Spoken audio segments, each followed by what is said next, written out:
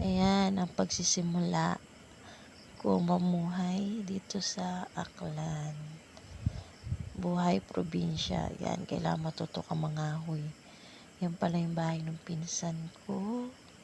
Kaso di na sila dyan nakatira. Nasa Manila na siya. Silipin natin kung ano yung loob. Ganyan lang naman yung mga bahay dito. Katulad ng bahay ko, mga kubo-kubo. Yan. Yan, punta na tayo sa gubat.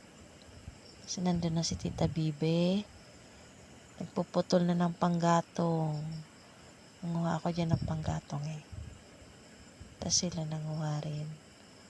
Babaligyan nila.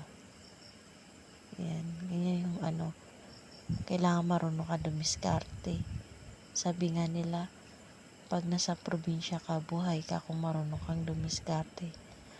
Problema, di ako marunong dumiskarte.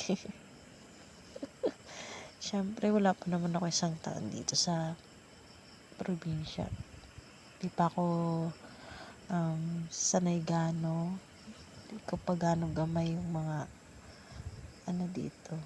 Pero unti-unti na rin nasasanay. Ayan. Sipag niyan. Ginanganap buhay. Gatong-gatong. Ayan. Manguha ka lang dyan ng kahoy. Anuhin mo. Ayan ako, diba nagpakit pa. Ayan, ipunin ko yan. Sinetap ko lang yung camera. Ayan. Ayan, fast forward.